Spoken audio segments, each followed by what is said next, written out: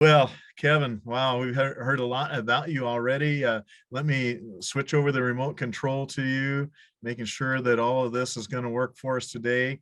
And it's a pleasure to have the chief of the Watersheds Programs Division with us today, Kevin. Thank you for joining us yesterday. Thank you for chiming in a time or two with answers to some questions that we were having. And we appreciate you preparing and doing the presentation today. So here comes a mic check. Kevin? Thank you, Ray. Hello, everyone. Can you hear me well? Very good. Great.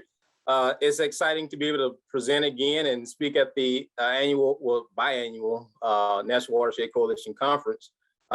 Great that we've had such a beautiful turnout, with it being virtual. But like Dan said, everyone got to sleep in their own bed, and everyone got to, you're not jet lagged, and you're fresh, and hopefully that you're wide awake and ready for an exciting presentation here. We have a lot going on in the watershed programs. As Jimmy had just told you, Jimmy's rate's going up, by the way. I didn't know it was that high now. $20, Jimmy, goodness. But we have a lot that's going on and a lot of new opportunities with the infrastructure funding. I'm going to go through some of that, not in as much detail as Jimmy's presentation, but I do want to share some information with you on some opportunities that we have out there. So I may have jumped a couple slides now, Ray. You're good. You're back to title. There you go. Yeah, all set. All right. So I'm not seeing it on my screen. Maybe that's what it is. All right, there we go. Perfect. And one more. Here we go.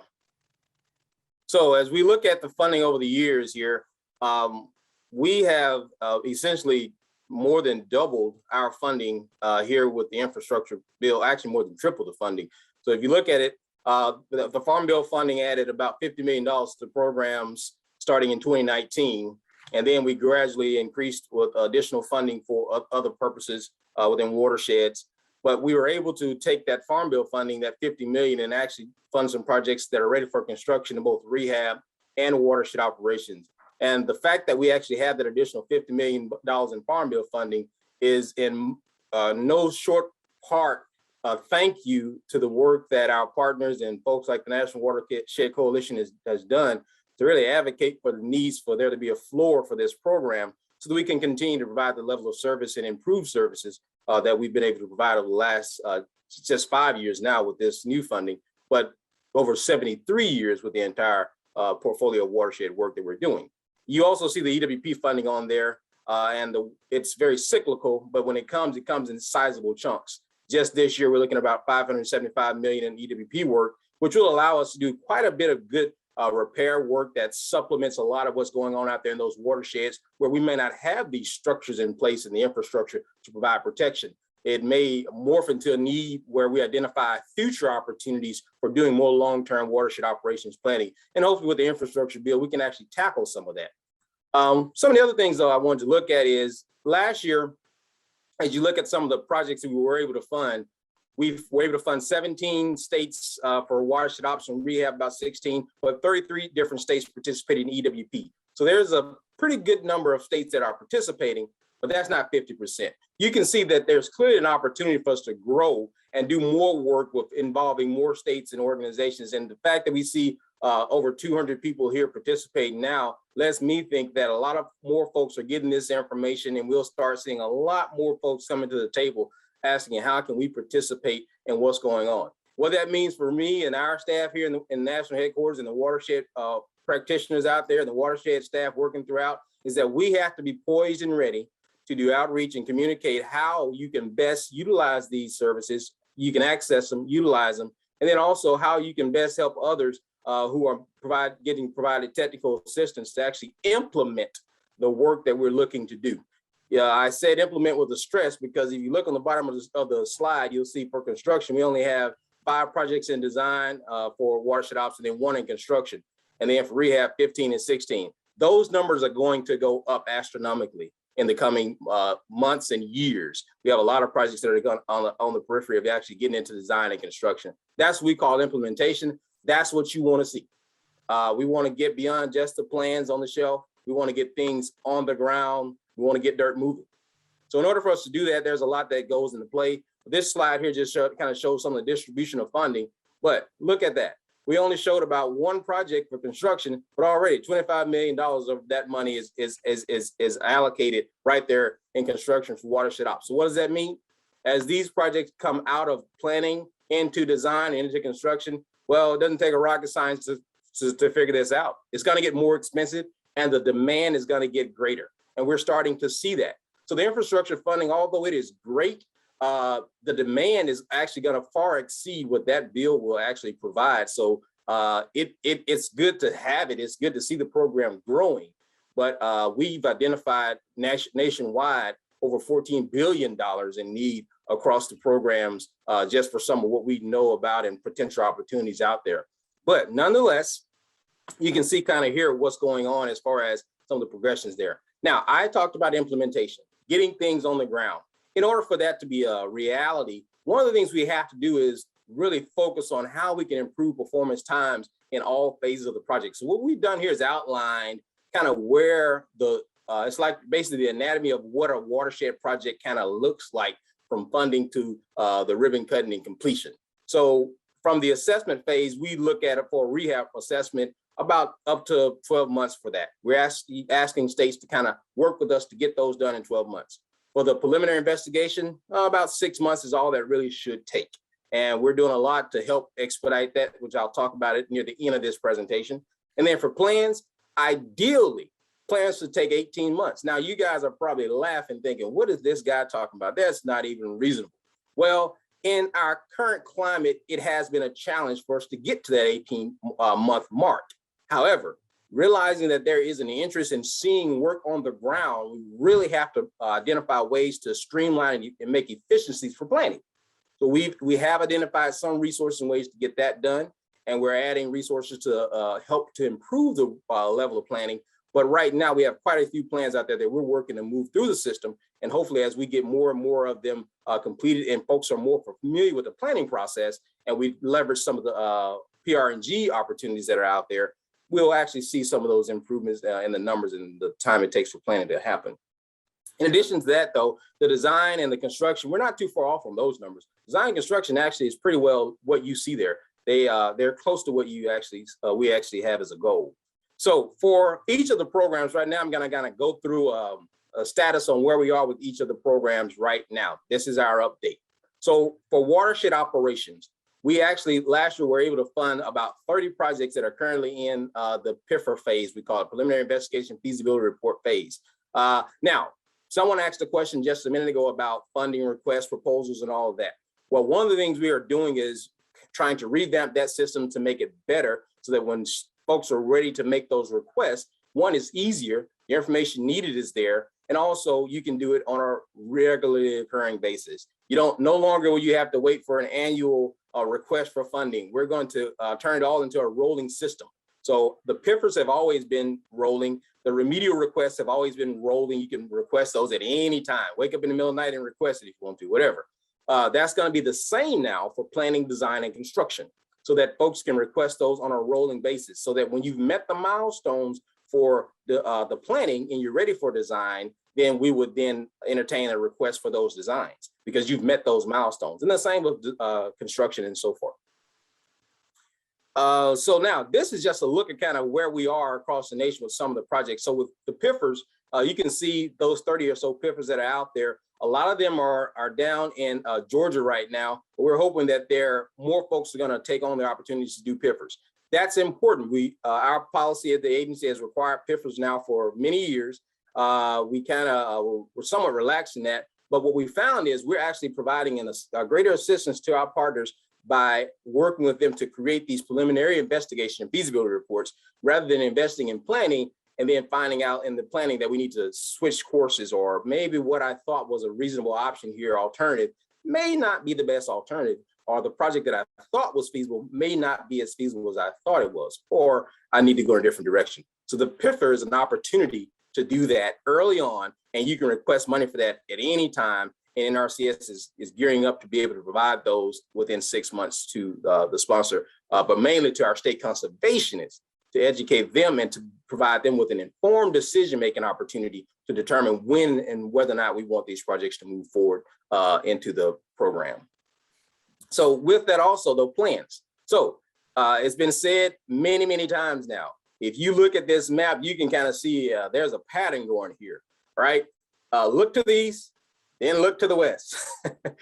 A lot of our planning opportunities have been in recent years out in the more central western parts of the country, I'd say, right? So with that in mind, a lot of the future projects that are going to become immediately ready for construction or implementation, I should say, are going to be in those same areas. All right. So a lot of what we do, the nimbleness of the program will be on display here, because we're not going to just be building dams. We're going to look at more irrigation type projects, more restoration type projects, and other types of land treatment projects out there. We can actually do a lot more than just build dams. Now, nothing wrong with building dams, but you heard it yesterday loud and clear. It's going to be more and more difficult to build new dams. You can't build those, through 300 dams a year or even a month. You can't build dams as quick as you used to do. But there's a lot of other work out there in the watershed world that needs to be done that this program is poised to do, and we're going to be able to do it. So the folks out west are getting a head start. Everybody else better get on the train. They're out there doing plans out west. All right, same thing with designs and construction though. You can see that where a lot of the design work is across the country in this particular program where it's been going on. The central states are doing a lot of that. Your bread and butter states, Oklahoma, Nebraska, Kansas kind of gets into some on that, but Oklahoma, Nebraska, and those states, Kansas. But also you can see out west, there's some projects that are going on out there as well. So in addition to that, let my slides catch up here.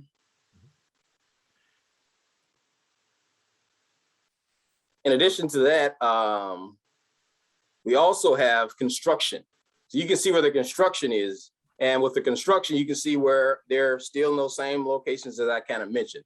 So what I'm trying to stress here and show is there's a lot of landscape. There are a lot of untouched watersheds and potentials out there, right?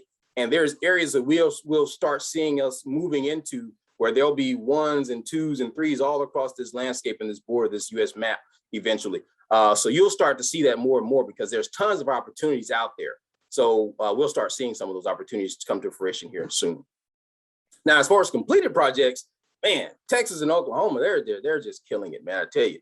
So Texas and Oklahoma, no surprise there with their history, have done a lot to help complete a lot of projects. Much of this is remedial, I will say. A lot of that's remedial. You do see up here in the corner, the Massachusetts is highlighted here.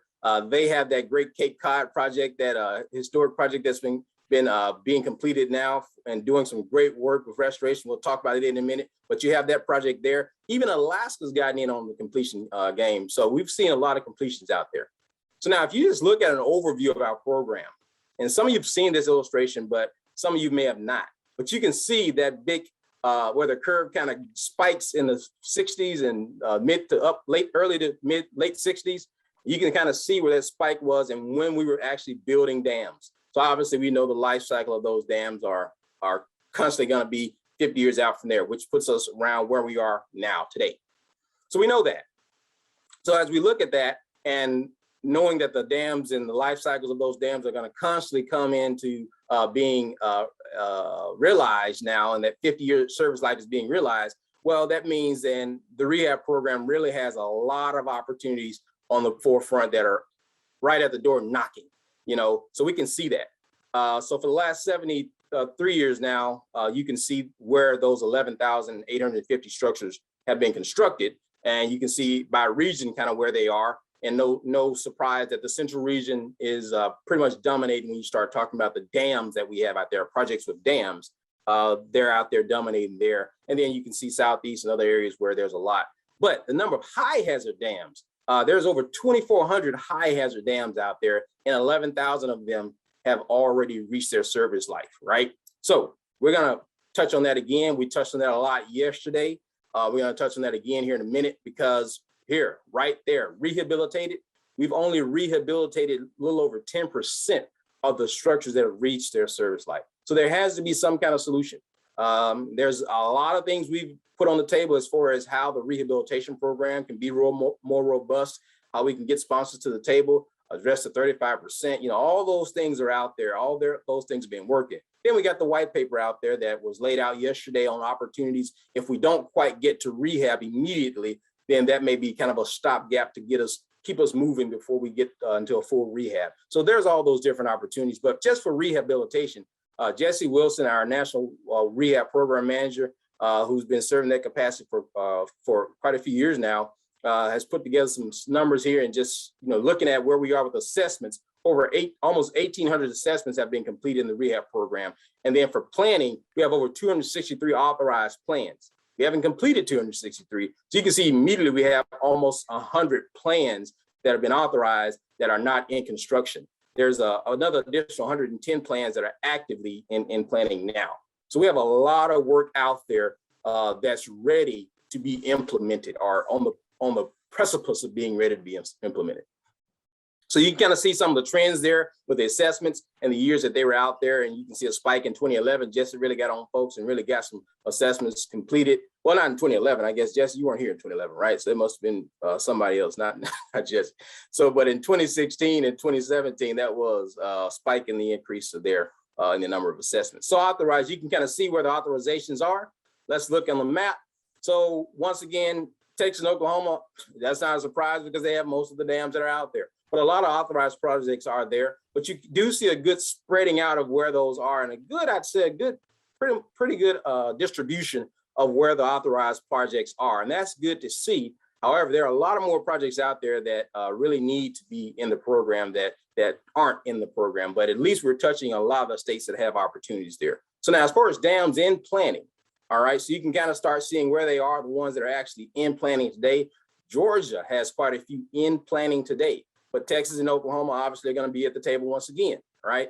So you can see kind of where we are with the ones in planning. But then look up there north. North Dakota has 7 projects in planning. So there's some opportunities there where, if you looked on the slide before, North Dakota only had 1 project out there, that was that they had prior to now, but now they have 7 that are coming. So that kind of lets you know that more folks are getting into this program, and as more new people come to the table. The folks that are working on these rehab projects weren't there 73 years ago. I can almost bet that. So they weren't there early on. So they're kind of learning and getting up to speed on how they can now rehabilitate those projects. So that includes NRCS and the partners. Many of those weren't there 73 years ago, right?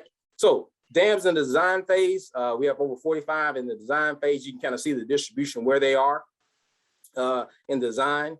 Utah has quite a few out there. That's kind of an outlier, I guess you'd say, if you look out west. That's good, though. We're seeing some projects out in Utah that are in the design phase. That's where we want to be, design, getting us close to construction. And then 171 rehabilitated. I had mentioned that before. We have, as a caveat, there's about 20 now today in construction.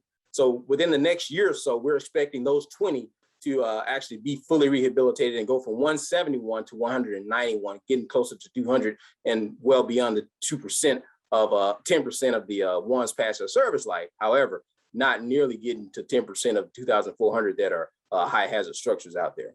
But nonetheless, just looking at the distribution of where they are rehabilitated, you can kind of see where they have where the distribution is out there, and that's a good show of where we're doing that work.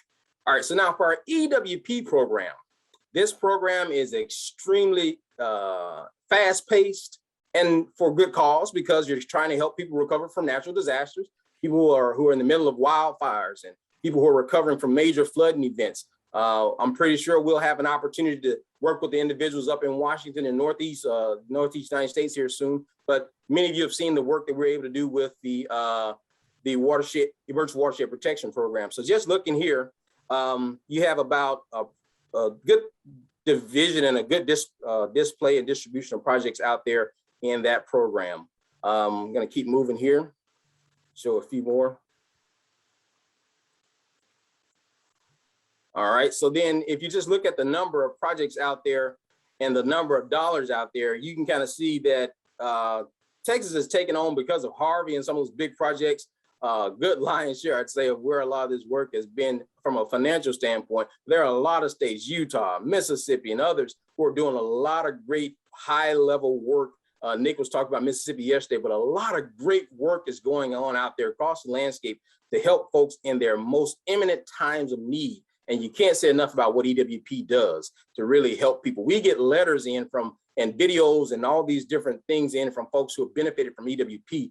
Excellent program, and it really is a quick way of helping folks in their most imminent times of need. So some good work there. Now here's some success stories. I talked about the Cape Cod project in Massachusetts. This project, we've finished a few phases of this project. The total project was about $24 million almost, but a lot of it has involved water quality improvements, fish habitat restoration, fish passage type structures, removing barriers in the watershed, surface softening, things of that nature, and making improvements and putting in dry wells and fish ladders and sand filters, all those types of things. But I got a chance to visit this project before the pandemic, and it's amazing some of the work that's going on and some of the other partnerships and works that's about to go on up in the Cape out there in Massachusetts and New England. So that's some great work there. Then this, I think this is the Hibernia Beaver Dam. I think this is one of those two in Chester County, Pennsylvania here. Great project there. We were able to rehabilitate, beautiful structure. Pennsylvania's completed another one here recently, but just a nice project there where we were able to go in and help work with the local folks in Chester County to do some great work, and then add recreation and flood protection and water supply opportunities for local community. Then the Sheridan landslide in Wyoming, project that resulted after a major event out there in Wyoming. Very good success story, and just a very good project to partner with the folks out there in Wyoming, but just another good example of some of the diverse work we do, not just debris removal, but that was a good one on a stream bank stabilization type, landslide type project. And then, so here's some highlights on some things that have been going on, some things that we've been doing kind of behind the scene to kind of keep things moving that most of y'all don't even see this stuff. You just kind of benefit from it when it happens. So this is stuff that the day-to-day kind of stuff. So as Jimmy had mentioned, we're updating program policies and directives. Tons of new instructions have been being circulated, circulars going out, policies. We updated the EWP manual, released it in January of this year. Lots of improvements there, changing that performance time limit, giving the state conservation more local authority, putting it right in the hands of state conservation to complete these projects in 18 months, giving that all there, making it, a great opportunity there for work to be done. Then the new PIFR, our friends, our partners out west at FCA yesterday talked about the work that we did with the PIFR and mentioned that. Well, Ralph Smith and a team of others that he brought in, he led a team of folks working with them to really upgrade and restore the guidance that we had on the PIFR process and really come up with a great product to really help better vet projects, which I had mentioned earlier. Now we're going to take that and farther move it along by having A&Es assist us with a new contracting process we have to actually do those PIFRs and release the local burden on our states so that they don't have to go out and actually do the PIFRs as much. We're going to actually take some of that burden off and utilize some extra resources through contracts and get it done. We've actually taken on that here at headquarters to expedite that process. Then we're conducting quarterly trainings. Someone mentioned that yesterday, even the trainings and the guidance that's going out. Our National Water Management Center staff, along with the leadership there of Tim Wilson and Doris Wilson, who's director there, and Doris Washington, I think it's at Wilson, Washington. And then folks working on our staff in the Watershed Programs Branch have done a stellar job of really putting quality training out and then making sure it's posted so folks can go back and see it again. So those trainings are out there. We have several of those every month that are going out and being posted. I encourage folks to go see them. Then the ACEs, Jimmy mentioned ACEs. We were able to help communicate the need for ACEs, get the legislation changed. Now we're able to go in and utilize ACEs as an opportunity for utilizing watershed funds to tap into ACEs employees and bring back those experienced individuals who are working with us. We're going to take some of those individuals that are signing up now. We're trying to bring at least 22 on now immediately. Some are starting next week, and they're going to go out into the states and help us to with implementation to improve our implementation rates. Now, as it relates to some of the other work with our sister agency in FSA, very few of you all realize that we actually handle the technical side of the ECP program, and it's ramping up along with as EWP ramps up. ECP, the Emergency Conservation Program, it ramps up to do similar type work on cropland. So with that, we're working with FSA. We've released a new handbook that they've had, but we're providing Sean Anderson and Andrew Ryan. They're developing a great opportunity there to put out a new guidance document for folks to know what to do there. And then we're developing a new state user interface for our rehab program. That's exciting. I've got a lot of compliments about how that's working. Jesse and the folks there, John Dervish has done the same thing with Watershed, EWP, but these new user interfaces are helping our staff better manage these programs. And you have to have some tools because it's just so much. So we're putting out new tools to actually help them do that. Great work there. And then the quarterly trainings I mentioned earlier, they're going on. And then more guidance and authorization there with the work that we're doing there in ACE. So that's about it. My slides are trying to catch up here, I think. But that's about it, Ray. So I just wanted to kind of highlight some of those things. And the slides to catch up. There we go, our questions. And we will go with that. And if there are any questions, love to entertain them in the next few minutes. You know, Kevin, 30 minutes went by so quickly. I wish we had more time that we could offer to you, but let's take on a couple of questions. You were working fast. I mean, you were in a high gear. You usually give me 4 hours. the questions that will come in, and we'll ask you, Kevin, to hang in there, grab a sip of water or whatnot, but you can answer them via the questions and answer system. That's pretty cool. One of them came in, and Dan's starting to write an answer to it. Any chance the 35% sponsor construction share for the dam rehab will be lowered? Can you forecast? That would be great. It's a statutory requirement, so that's not something as an agency we have any control over. But I think that there's a lot of folks out there, and Dan will probably tell you, that are helping to work to make sure that is a reality. But it's very much needed, I'd say, based on the feedback we're getting back from sponsors and the impact that it's having on program participation. So hopefully we'll see some changes there. Thanks so much. Let's go to another question. Does NRCS have any plans to consolidate the handbook, the manuals, to assist consultants in the compliance with the NRCS policies?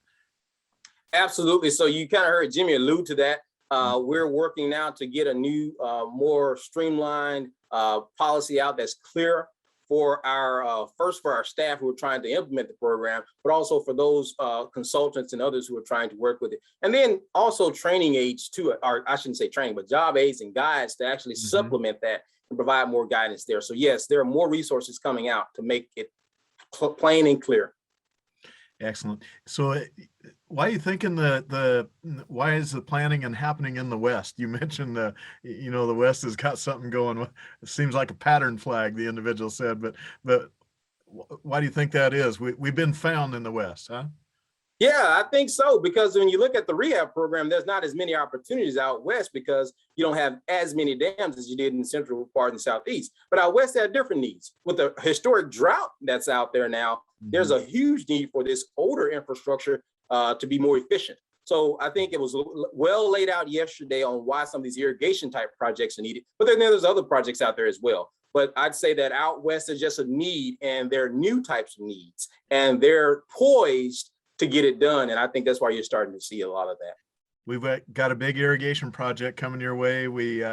I live just a few miles from the first non-structural, right, PL 566 project in the Paradise Creek area in Whitman County, Washington. Kind of a trendsetter historically. I won't tell you what year that was done, somewhere in the 80s, where we flipped the switch from concrete and rebar to some other things too. So just had to add that. With all the funding and increased workloads, will headquarters be providing guidance and encouragement to states to build up watershed dedicated staffing? That staffing's always been a question, Kevin. It comes up every time. Yes. Whatever you want to say. Yeah, so that's would be great. Excellent question. So we've had a number of different teams working and have done completed proposals and information, and has informed our agency senior leadership on opportunities there for addressing the staffing needs. And I think we're at a point now where we're close to getting some decisions made on what we're going to do to be able to address it. Simply because you can't maintain the current levels and address the new opportunities. So there's a lot going on. And I think you'll see some improvements here soon as it relates to that. You guys represented a 1-2 punch here that's phenomenal for a webinar. based annual meeting. Jimmy was answering questions, and you can go back and find Jimmy's answers, and you guys can talk about that afterwards, whether he got them all right, but I'm sure he did. And it's, he wrote a lot of answers for some questions that came in for not only his presentation, but also yours. And there's a couple more that I think you'll want to answer. I'm going to leave them up there for you to be able to answer. Okay. On the, but one, let's have you talk to, and then we'll move to our next presenter. In order to meet the timelines in the slide that you showed on the environmental assessments and EIS work, up to 18 months, what is NRCS's turnaround time in reviewing documents? And I say that kind of tongue in cheek because I bet it varies from state to state and area to area, and it's kind of, it does vary. Yeah. Mm-hmm. And it's a factor of also a few things. It's a factor of the experience of, whoever's doing the work, first of all. Mm-hmm. So if you have someone brand new who's not really familiar with what's going on, so the first thing is we have to provide better guidance to get better products. So as we get better products, the review times will change, obviously, and there'll be improvements there. But another thing, though, we noticed, and one of the things we're trying to do now is support our states by providing additional personnel who can help with the early reviews. And before it gets to some of the headquarters type reviews, some folks to work immediately with those reviews. And it may be some combination of ACEs and contracted employees to actually help at the first level to get in on the ground with the folks who are developing these plans to make some immediate suggestions for improvements before it gets to a national type review. So I think those things in combination with the guidance will actually help improve those timeframes. And then as you do more of these, obviously it'll get better because I'm more familiar. I know what to expect. I know what to do. So that's what we're expecting. Well, that's fantastic, Kevin. Again, you probably need the 4 hours that we gave you 30 minutes to do in. There's 3 more questions there waiting for you. One on EWPP, one on the timelines. I just mentioned that one, and then the ACES and showing specialties. Probably better answered, to type the answer. So queue up your Q&A there, type a few. Jimmy and Kevin, thank you so much for your presentations. We'll move the program on, and we're so appreciative of you taking your time today to be with us.